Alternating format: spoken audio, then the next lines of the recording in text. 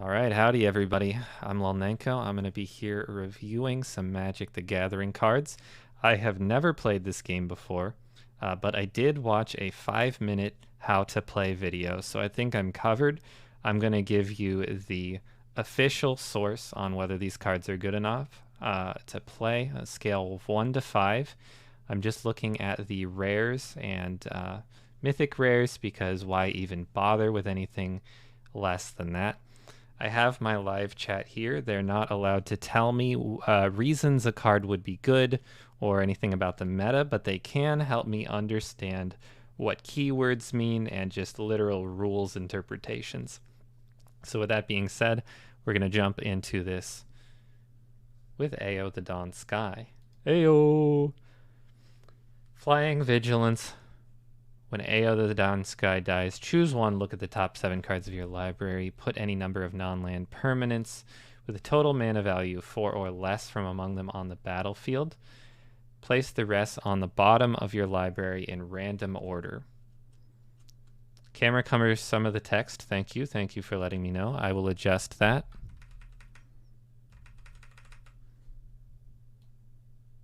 That seems good enough. Thank you. Thank you. And then the other choice is put 2/1/1 counters on each permanent you control that's a creature or vehicle. So my interpretation of this, it costs 5 total, and it's got 2 effects that sort of benefit you having lots of little things, right? If you've got small things to summon, small non-land permanents, to rush out onto your board. When this dies, it's a nice refill. And putting a bunch of buffs onto stuff if you've got a lot of permanents that are creatures or vehicles, then it would be pretty good as like a token deck finisher, I guess. But usually, in my experience from Hearthstone, something like that is not super feasible.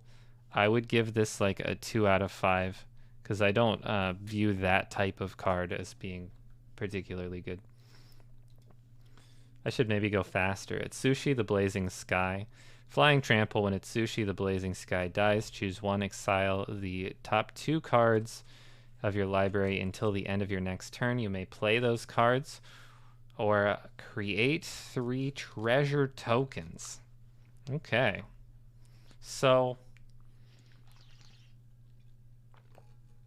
this is about the point where I wish I knew what treasure tokens are, but exiling the top 2 cards of your library, and then until the end of your next turn, you may play those cards.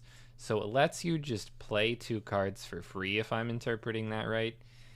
And this thing costs 4. Can chat tell you that? Chat can tell me basics. You can't tell me if treasure tokens are a thing that interact with another card and I wouldn't know about that card. You can't tell me, but if it's a mechanic, you can tell me. Treasure tokens can be sacrificed to give you 1 mana of any color. Oh, that seems great then. This card's a 5 out of 5. You're creating mana? It's good. Not free.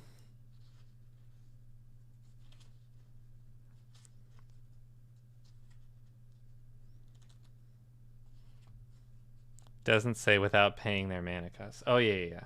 You may play those cards. The exile effect. So why do I want to exile them?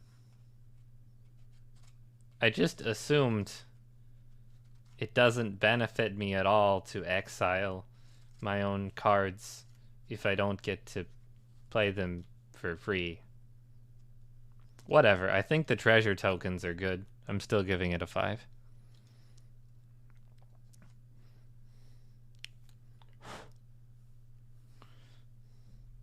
Blade of the Oni. Artifact creature equipment demon. So it's a creature and an equipment, if I'm interpreting that correctly. It has a menace. Equipped creature has base power and toughness 5/5. has menace, and is a black demon in addition to its colors and types. Did you have to bring color into this? So it's got a reconfigure ability, so you can change it from a creature or equipment, I guess. Attach to a target creature you control or unattach. Sure. So you can play it as equipment or as a creature, I guess.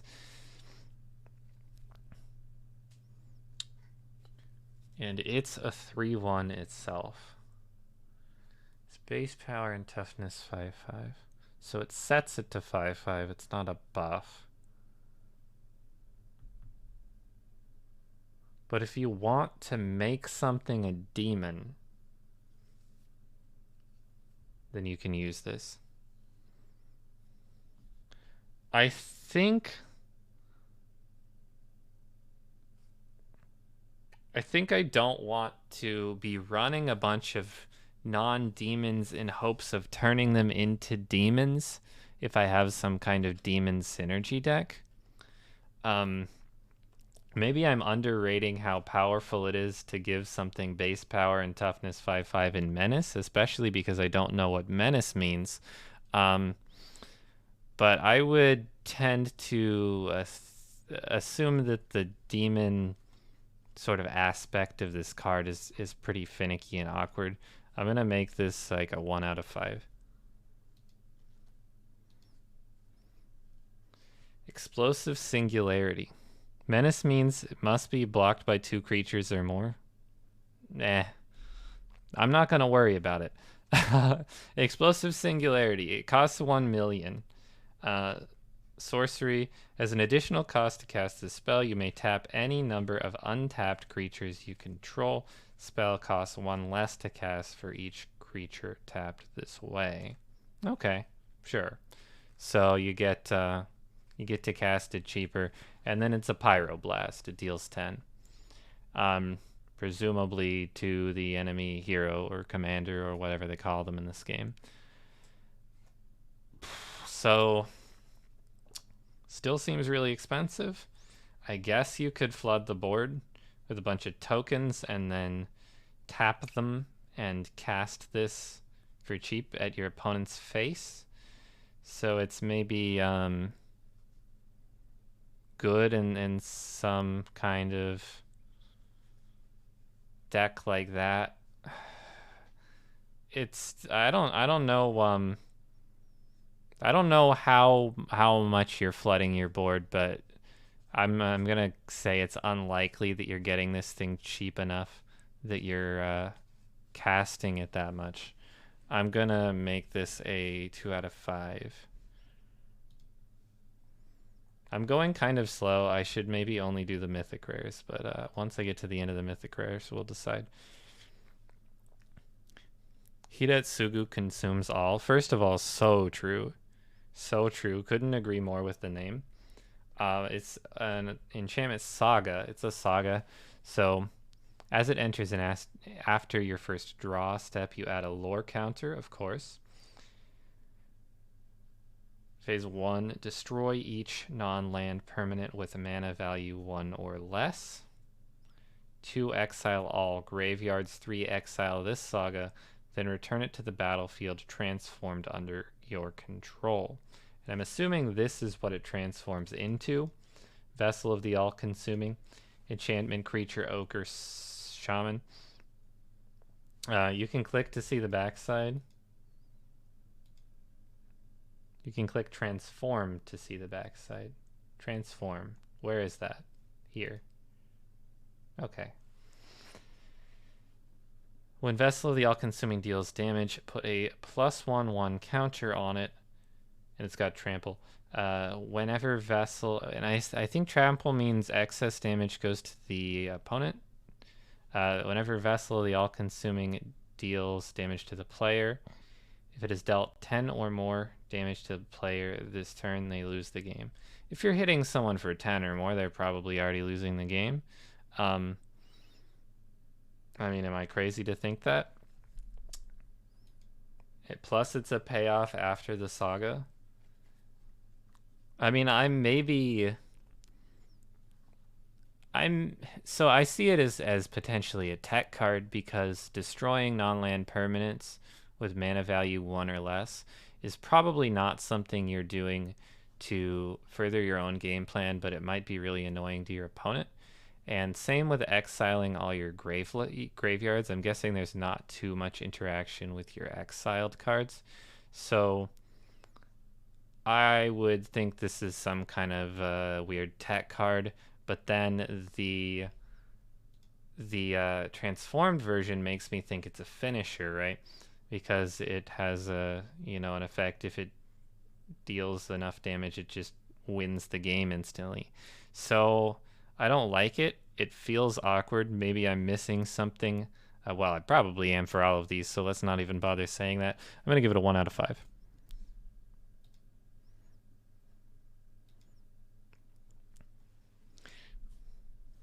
Gataxias, Progress Tyrant. They call me the Progress Tyrant sometimes. Anyway, it's a legendary creature, Phyrexian Praetor. Again, I can relate to that. Whenever you cast an artifact, instant, or sorcery spell, copy that spell. You may choose new targets for the copy. Okay. Ability triggers only once per turn. Okay. Whenever an opponent casts an artifact, instant, or sorcery spell, counter that spell. Ooh.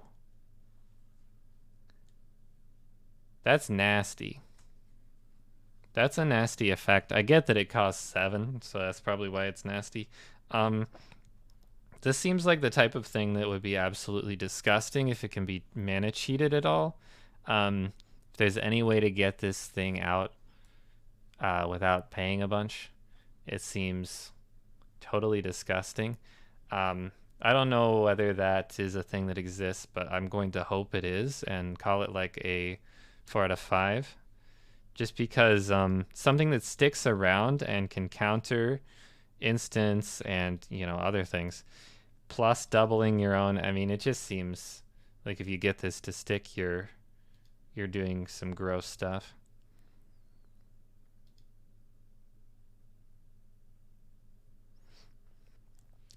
Jugon defends the temple. Is this like a leaf with a dragon cut out of it? Kind of cool. Alright, it's another saga. It would be cool if I understood sagas a little better.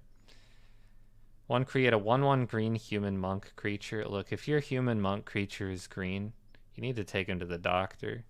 Anyway, it's got a token with tap add tree. Put a 1/1 counter on each of up to 2 target creatures. 3, exile this saga, then return it transformed under your control. Sure. And it transforms. Saga triggers 1 when you play. It triggers 1 down each turn. Okay, that's what I thought. Then I am reading it correctly. Transforms Remnant of the Rising Star. It's flying. Whenever another creature enters the battlefield under your control, you may pay X. When you do, put X 1/1 counters on that creature. Okay, sure. As long as you control 5 or more modified creatures, Remnant of the Rising Star gets 5/5 and has trample. So it gets quite a bit bigger. Okay.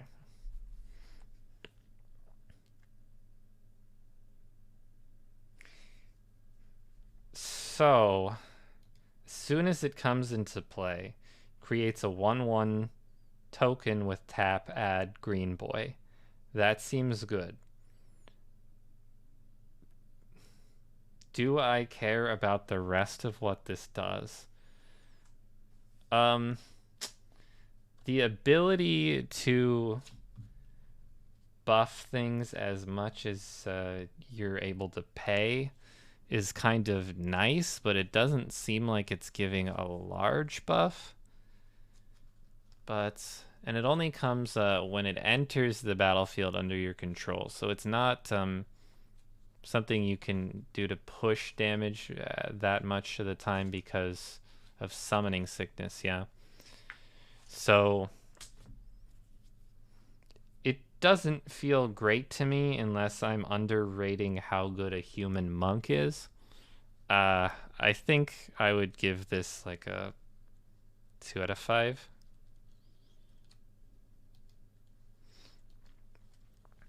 Juneji the Midnight Sky. That's cool art. I like it. It's a legendary creature, Dragon Spirit with Flying Menace. When Juneji the Midnight Sky dies, choose one. Opponent discards 2 cards and loses 2 life. Love it. Put target non-dragon creature card from a graveyard onto the battlefield. Under your control, you lose 2 life. From a graveyard, not your graveyard. Put it from a graveyard.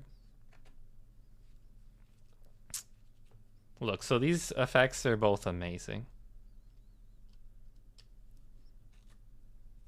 These, they're both amazing, but are they worth 5? Spending 5 on a 5/5? I don't know how good that stacks up in Magic. In Hearthstone, this card would be unbelievable. So I have to go based on what I know and say that this is a 5 out of 5.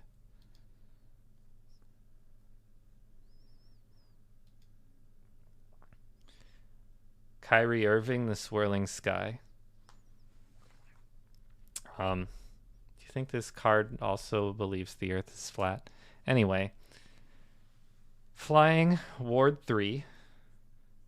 When Kyrie the Swirling Sky dies, choose 1. Return any number of target non-land permanents with total mana value 6 or less to their owner's hand. Mill 6 cards, then return up to 2 instant and or sorcery cards from your graveyard to your hand. Okay.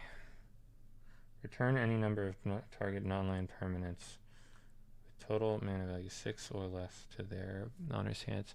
So sap a bunch of permanents back into the opponent's hand, essentially. Or maybe there's ones that for some reason you want to get off your own side or back into your own hand so you could play them again. Might be the case, I don't know. Or mill 6. You have to... Are you milling your own cards only? It's not mill your opponent's card, it's mill 6 from yourself? What format are we talking about? Look. If you think I know what the formats are, you've come to the wrong stream. Then return up to 2 instant and or sorcery cards from your graveyard to your hand. Ugh, why do I want to do that? What is ward 3? Nobody knows. It's impossible to know that. Return any number of target. Why does it seem like they printed one really strong effect and one really terrible effect on it?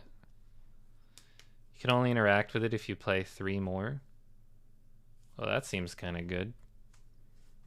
Is it weird that I think it's good just because of Flying Ward and not because of its death effect? Why do I want to mill 6 cards? I guess if I'm shuffling things back into my deck at some point and I want to get to them faster. Or I'm playing that card I saw later that shuffles or puts something 7 cards deep into your deck, which I don't think I'm doing, but it's kind of a funny coincidence. I think just being a flying 6/6 is probably already pretty solid, and I really like this return permanence effect here. I'm gonna call this a 3 out of 5, but maybe it's better and I just don't understand why I'm milling myself.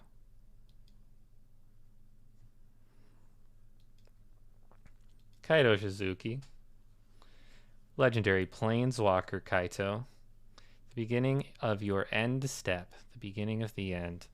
If Kaito Suzuki entered the battlefield this turn, he phases out.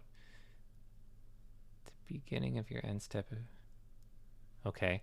You can gain a loyalty to draw a card and then discard unless you attacked. Seems sweet. Spend 2 to create a 1/1 blue ninja creature token with can't be blocked. Okay, seems good too. And then your ultimate spends 7. You get an emblem with whenever a creature you control deals less combat or deals combat damage to a player. Search your library for a blue or black creature card. Put it onto the battlefield and then shuffle. You get an emblem with this.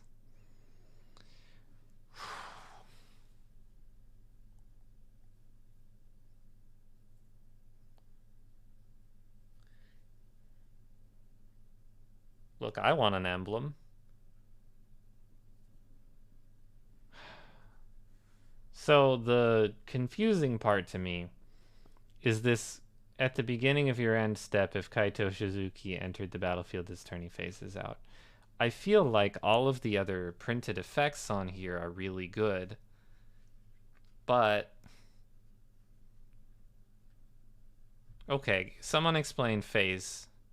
Someone in chat explain phase to me, unless it's too complicated and I should just not bother.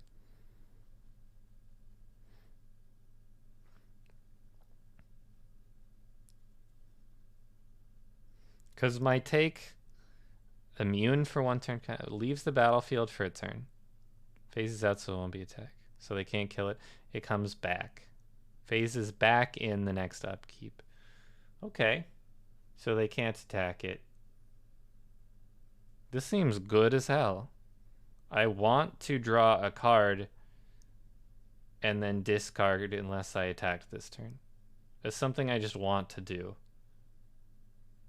And this costs 3, so I have to have a blue, black, and 1 whatever. So I have to be running some kind of like hybrid deck, which is probably a normal thing to do. I think it's strong. I'm gonna give this like a 4 out of 5.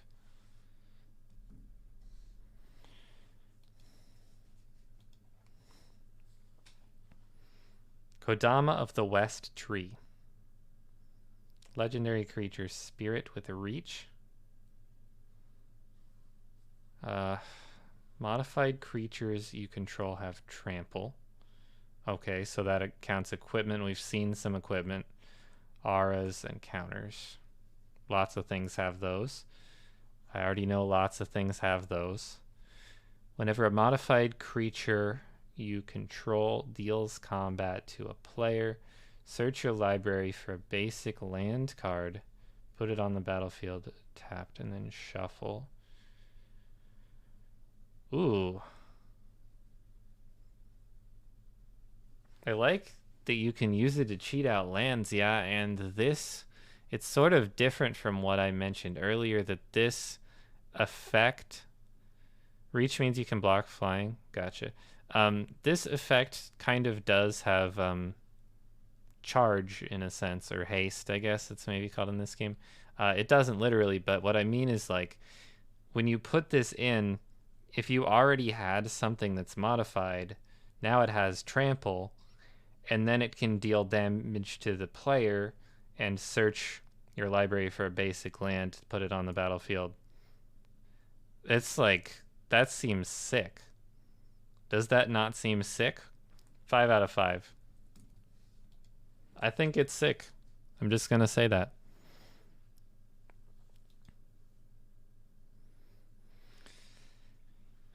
Kura the Boundless Sky.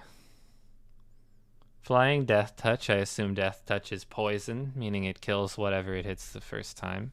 If you've played any Super Auto Pets, it would be a Peanut. So it's got Flying and Peanut. When Kura the Boundless Sky dies, choose one, search your library for up to 3 land cards, reveal them, put them into your hand, then shuffle. I have to reveal them, okay. Create an XX green spirit where X is the number of lands I control. Flying Peanut. Yeah, and it's not going to kill the enemy player, of course.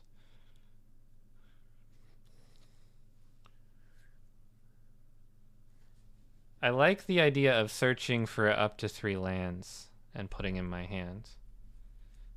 Do I want to spend 5 on a 4/4 to do that.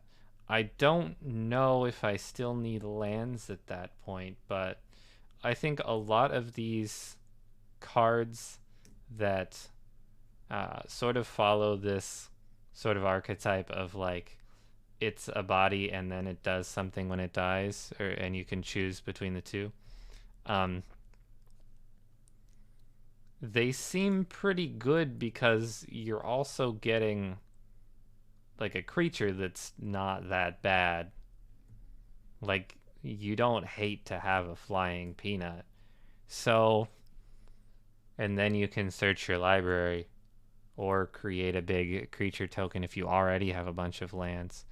So I think it's pretty good and pretty flexible because of this second effect that means, hey, if it comes down late and you already have a bunch of lands, you just make a big or big-ish token.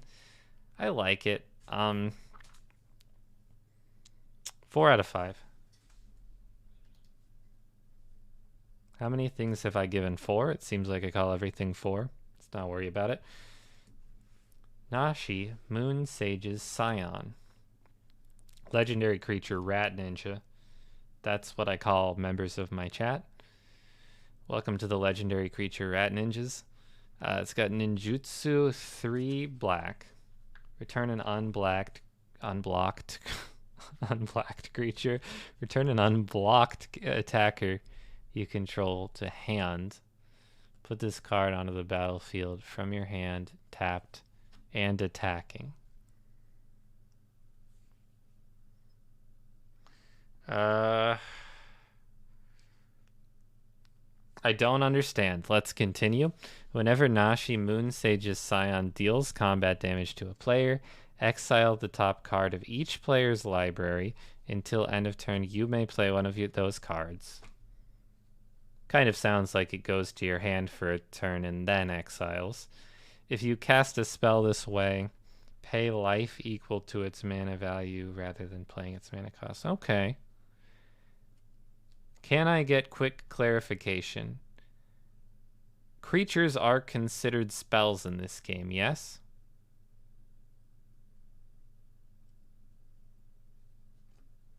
Yes, okay. So whenever it deals combat damage to a player, you exile an opponent's card and you get to pay life for a card from your deck, or you can just exile it if you don't want to do that. Look, but you have to get it to deal combat damage to the opponent. And it's 3 cost 3/2. It just seems like it's not going to happen. It just seems like I'm not going to hit my opponent with it. I mean, I'm used to Hearthstone world where you could just hit your opponent with it, but this game has blockers. I think this is like a 1 out of 5. Ninjutsu. Yeah, the problem with ninjutsu is that I don't understand what it means. So, like,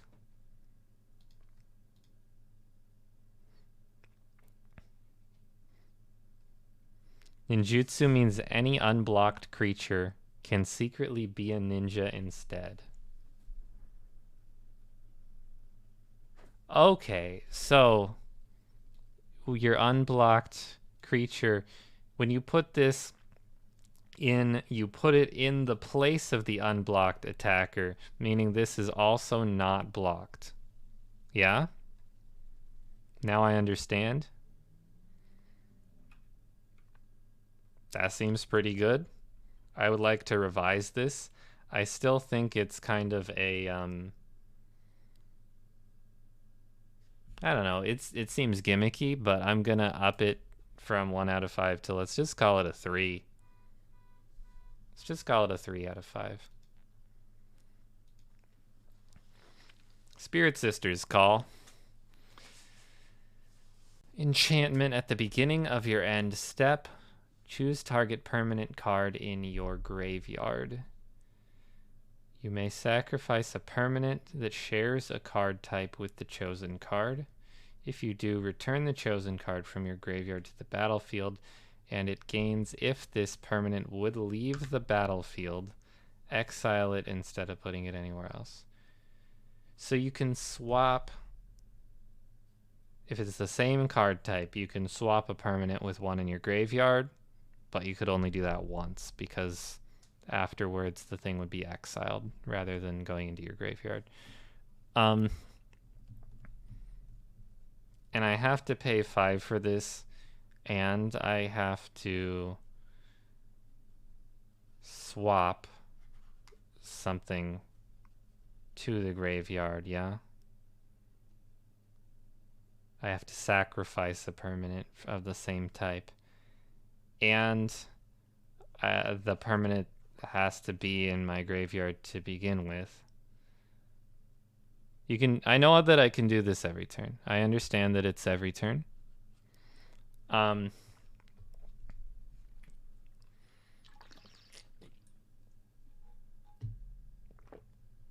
It doesn't seem not terrible.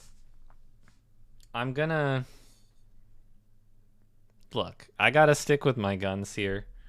I understand that there's probably like, oh, you self-mill a bunch of stuff and then you take a high-value thing and swap it with a low-value thing. I think that this probably sucks. I'm going to give it a 1 out of 5 and just move on with my life. Snay32Y, thank you for the 3 months.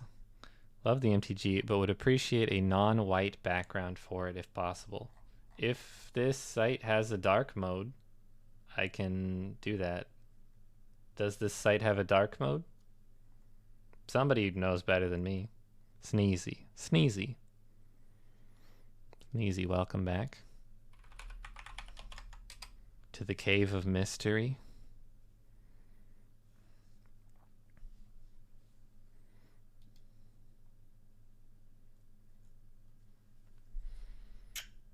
We got another Planeswalker, which means I have to read again.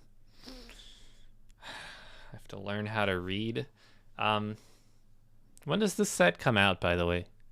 Somebody tell me when this set comes out so I know how urgently I have to upload to YouTube.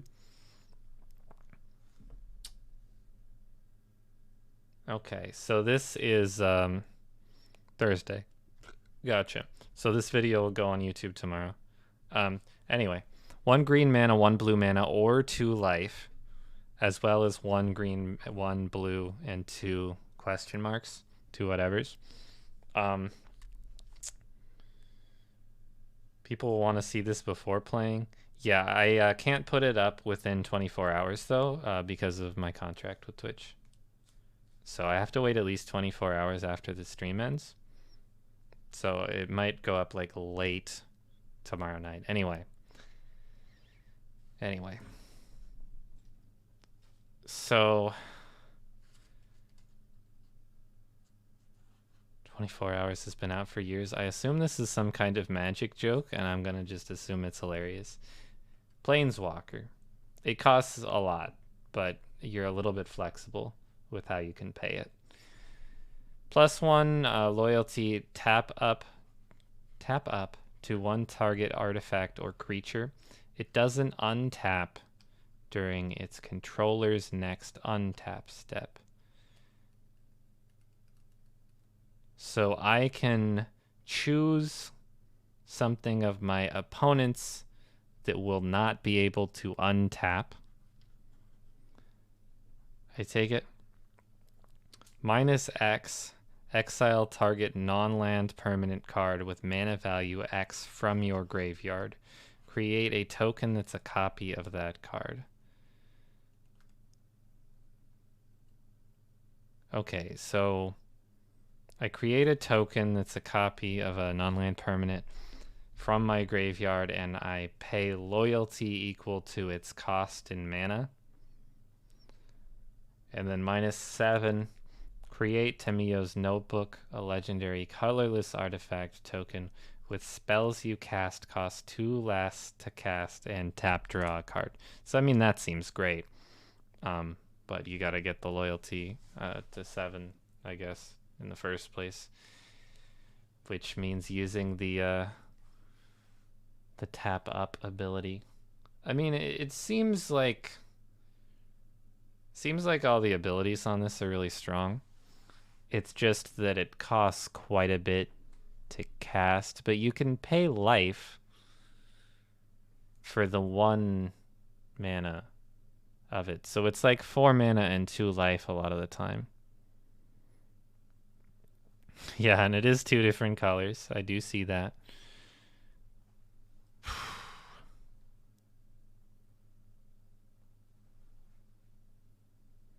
Do they still phrase that broadly in the contract? Yeah. So, God, I would lean towards saying this is good because I would lean toward believing that making my opponent's stuff not untap is powerful. Yeah, and I'm assuming that the legendaries are rare because like it comes in with 5 loyalty. This thing costs 7, and my understanding is that it can be attacked and loyalty like access its health if it's attacked or something like that. I don't know. Anyway,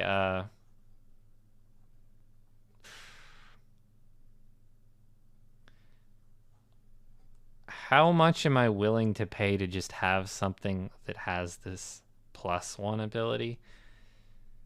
I don't know if it's worth this cost, but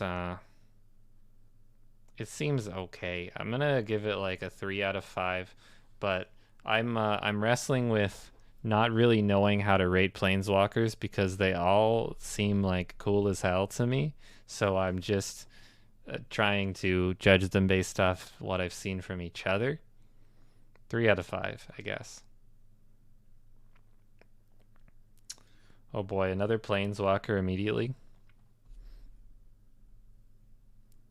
Legendary basically means you can't have 2 copies out at the same time. That's fine.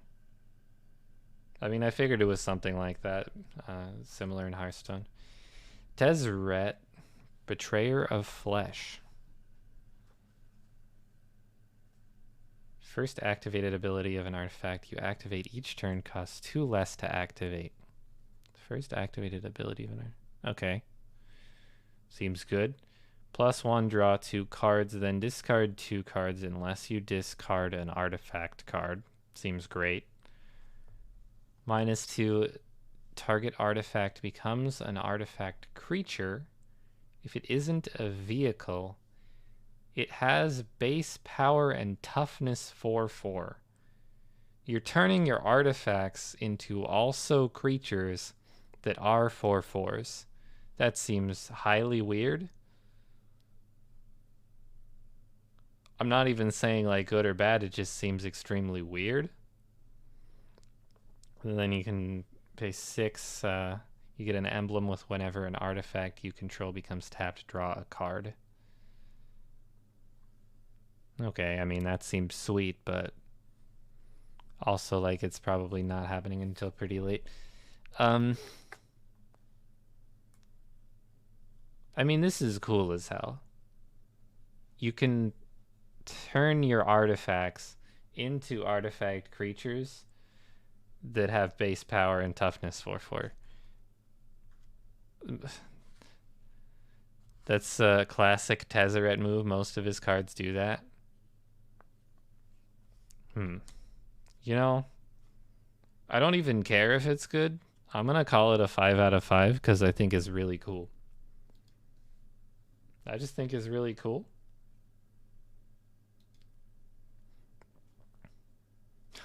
Oh boy. I'm looking at the costs of this. 1 of anything, yeah. And then 1 of each of these 5 different colors of mana. Okay. It's a saga. 1 exile target non-land permanent an opponent controls. I mean, good, sure. 2, yeah, 1 of anything and then 1 of everything, exactly. Return up to 1 other target non-land permanent to its owner's hand. Then each opponent discards a card. I mean, again, that's really good. 3, exile this saga, then return it to the battlefield transformed. Okay. So, starting out, I mean, the first two things it does are like things that you want, but that you definitely don't want to pay this much for, and this many different colors. Like, eek. But let's look at the transformation. Okagagachi made manifest. Cool art. I feel like I would be kind of psyched to open this just because it looks cool.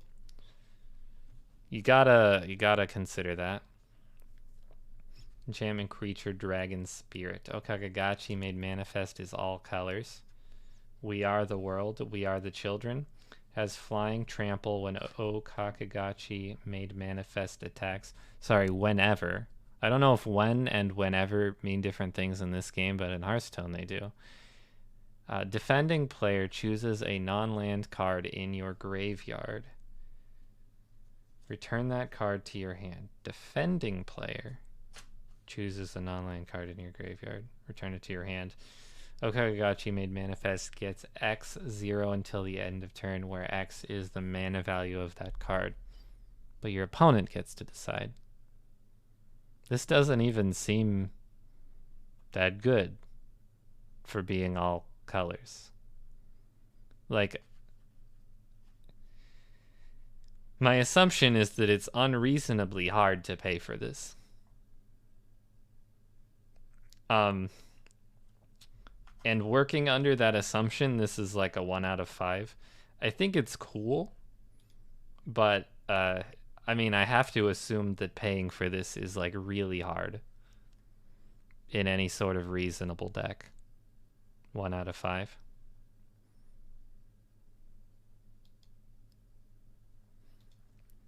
Wandering Emperor, legendary Planeswalker. It has Flash. Chat, tell me what Flash does. As long as the Wandering Emperor entered the battlefield this turn, you may activate her loyalty abilities anytime you could cast an instant. As long as it entered this turn, okay, turn it's played, you may activate her loyalty abilities anytime you could cast an instant. But can't you pretty much always cast an instant? That's what I'm confused about.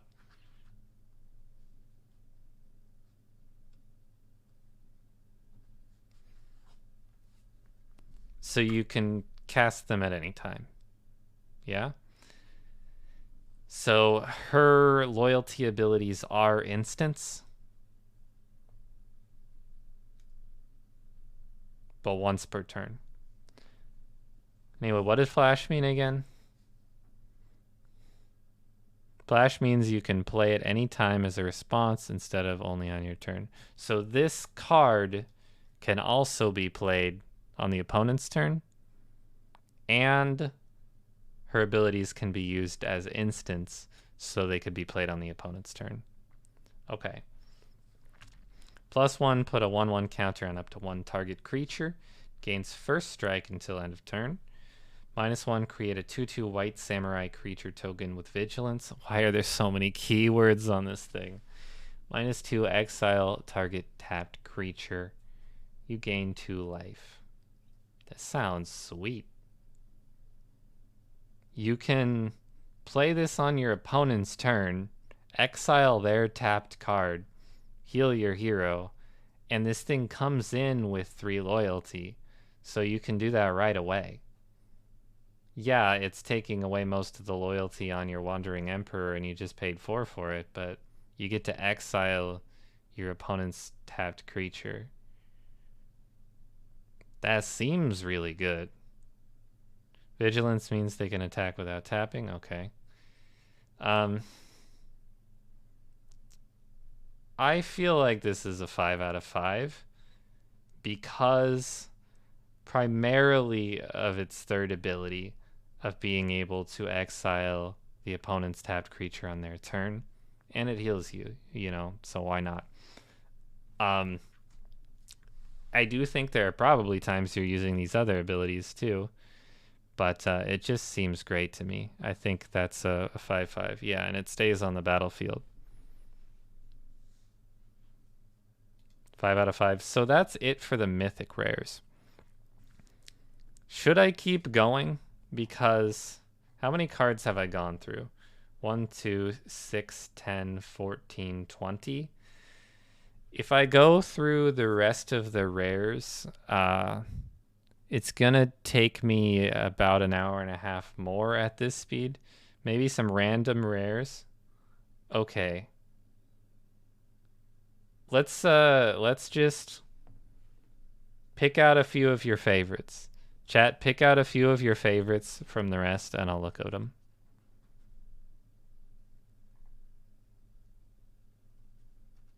If you're doing it as a bit, we think we're good. All right, I'll just do a couple more at chat recommendations. Legendary Lands, Ninja, Bosenju. I'll look at those.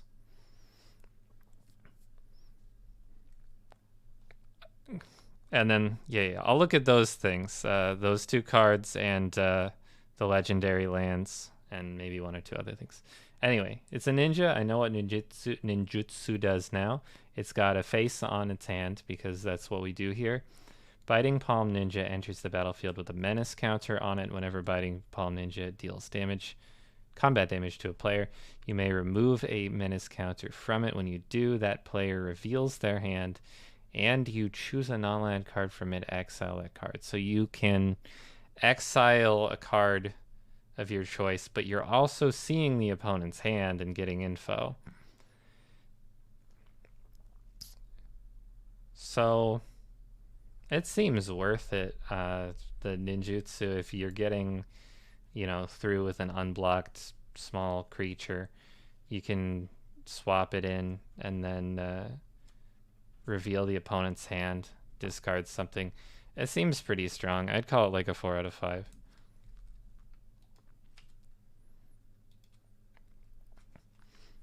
Boseju Who Endures. Cool tree. Big fan of cool trees. It is a legendary land. Many people are saying this. So tap, add green, channel 1 and green.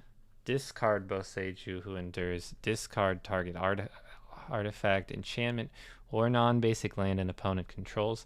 That player may search their library for a land card with a basic land type, put it into the battlefield, and shuffle. This ability costs 1 less to activate for each legendary creature you control. So it acts in the normal way of being able to tap it for mana, but also has this ability of being able to discard it and destroy a target.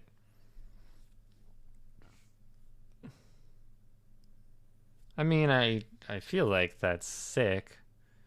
Maybe I don't really think I have like a great basis of judging lands, but something that, functions as a land already in the sense of like giving you green mana and can be used in this way. I mean, it seems fine. I'm just going to give it like a 5 out of 5.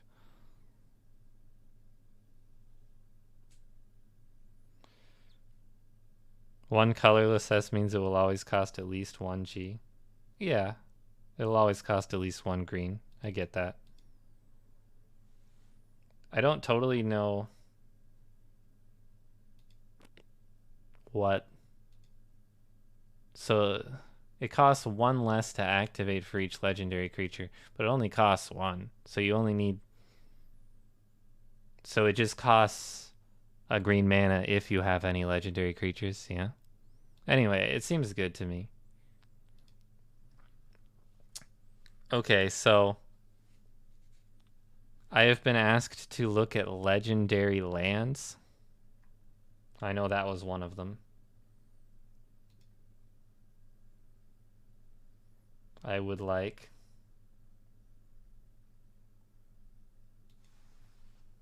what is this set called? Kamigawa Neon Dynasty.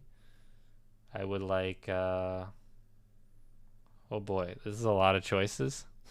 How do I lands? How do I search for just legendaries?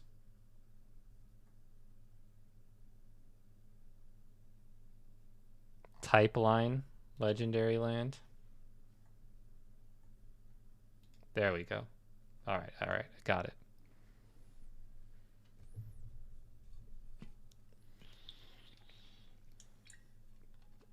I'll look through these and then call it on this segment. Because, I mean, realistically, I'm just making stuff up. Iganjo, Seed of the Empire. Tap, add Sun, channel. 2 generic Sun. Discard Iganjo. Okay, so it's a theme. Seed of the Empire. It deals 4 damage to target attacking or blocking creature. This ability costs 1 less to activate for each legendary you control. Okay, I get it. So it's a theme. It's like the other one, but in this color now. I'm guessing this is yellow? White? It's white. Doesn't look white to me. Although I'm white, and honestly the color kind of matches pretty well. So, I mean, it seems like a less cool ability than the last one. It's still, you know, you can tap it for white mana, which seems neat. How good is just like a regular land?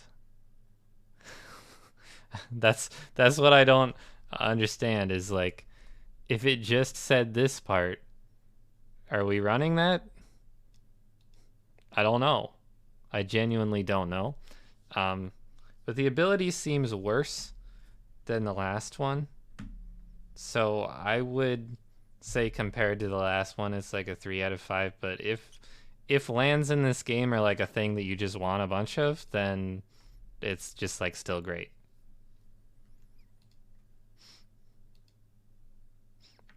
Kind of need about a third of your deck to be lands, then it's probably still great, right? And probably all of these will be.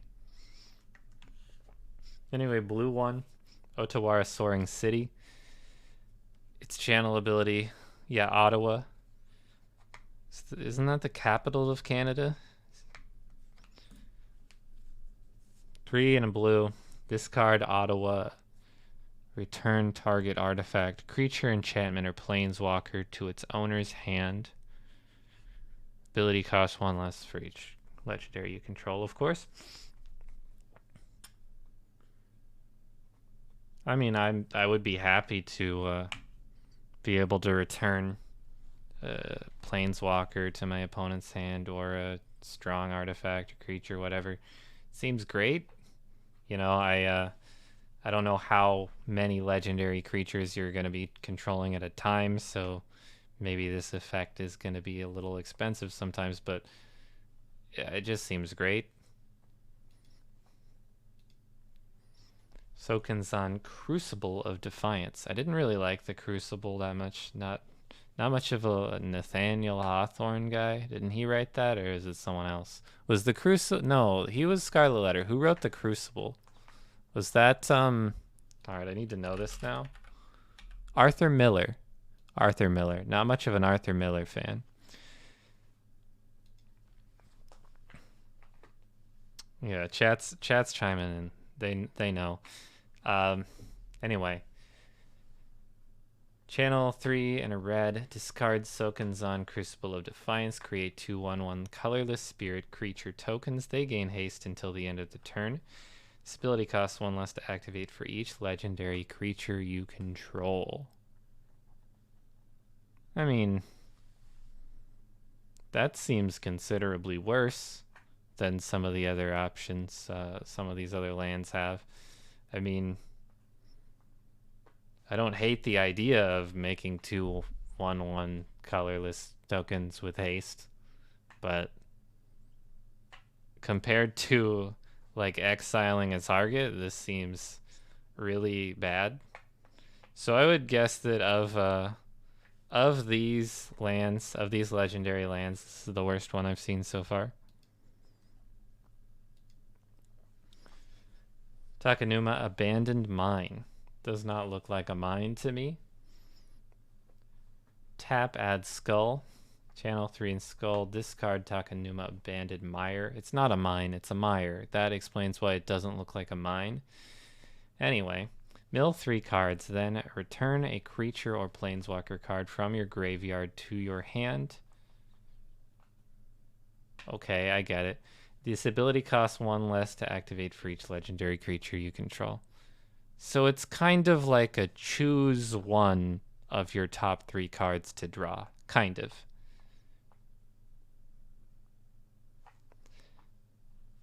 That, I mean, it seems like a pretty good ability. I think, yeah, and you could get something else from your graveyard, of course. I think it's a pretty good ability. Compared to these other legendary lands, if we're working on the assumption like these are probably all going to see play because they're lands, I would say this is better than the red one, but Ottawa seems like the one of these that just seems really great to me. This seems like unbelievable, as does Boseiju. Those two stick out to me the most. Anyway, I think that is how I'm going to conclude this segment. This is fun. I'll do some stuff like this again in the future sometime. For now, that is more than enough reviewing Magic cards for me.